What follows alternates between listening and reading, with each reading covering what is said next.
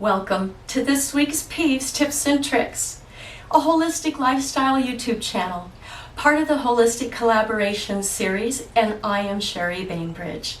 And we are talking today about our celestial team, who they are, what they're kind of doing for us, and we're going to talk about the importance of accepting the unknown. Now, if this is the material you're interested in, please do me a thumbs up, subscribe, and hit the notifications. And please spread this around. I'm building a business, and I really believe that these are messages that people can use, and it's guidance that has helped me throughout my life and continues to help me as I continue growing on this earth in my kindergarten state. Our celestial team, I'll describe mine. I have 6 male angels behind me. I have a lovely guardian named Miriam. She happens to be part of my higher self. Not everybody has a part of their higher self participating as a guardian.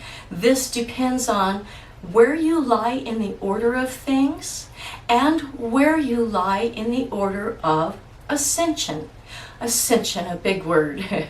This is basically a word of graduation from one dimension to a next, from one experience to another experience. And it's been going on for absolutely forever. We come in big groups of learning similar things.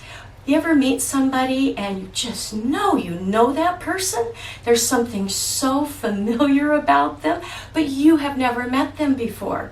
This is highly likely that they're just part of the big group that came in when you came in. Now, our guardian guides us and our angels help us out. And those that are in healing work of any kind also have a healing guide. Mine happens to be Cyrus. He's very large, and in my depths of despair, he will show up and just crack me up. One time I was so disappointed, I was very distraught, and I just closed my eyes. And there's this huge, because he's very tall, he's very masculine, a great square jaw, and he's dressed from head to toe in a Canadian Monty's outfit. Talk about cracking me up and getting me out of my pity party. Absolutely it did. These beings aid us, guide us, and help us in the school that we came here to learn from. Now, that being said, the world is such a multi-layered, difficult place to understand because there are so many beings involved, both physical and non-physical. And I know that can sound confusing, but where we need to turn to, believe it or not, are the natives of our world. They're the ones that are closer to the truth than we have been led, right?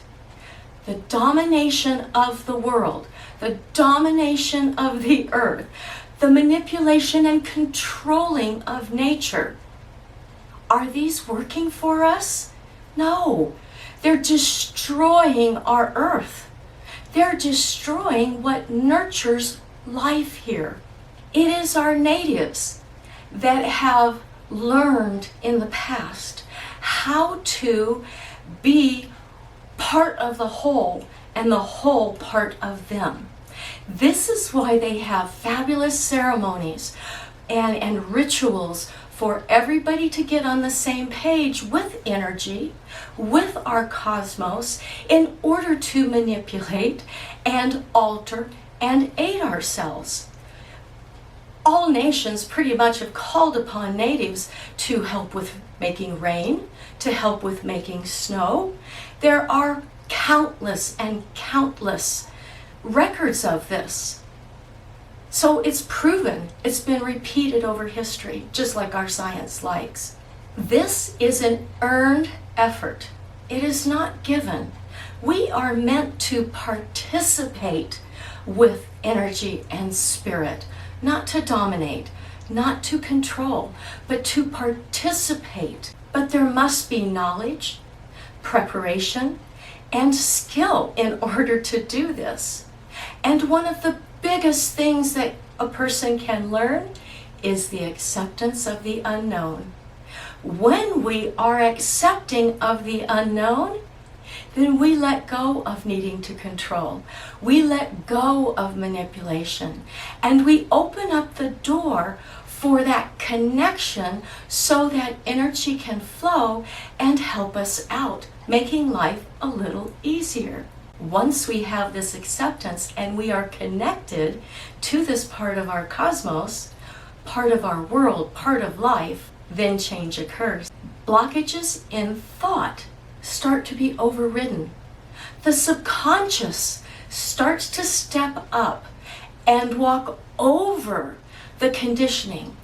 And this is part of ascension, part of advancement when these things start occurring with a person. And honestly, I think it is the most exciting thing. Our world can be rather boring in a way, but when you look at it this way, where you truly are connected, we eliminate that from the equation. And it makes life easier. It makes our views easier. We don't need to have it exactly our way, but instead we can allow creativity, not only within ourselves, but within others to flow. And when that happens, we're connecting and we're creating change. And the more people that step up to this type of mindset, the more energetic strength we have to create change. So it is my conclusion that when we study our natives and tribes who are far closer to the truth than we've been led to, then we start really opening our eyes to the reality of this confusing, multidimensional, multifaceted world that we live in.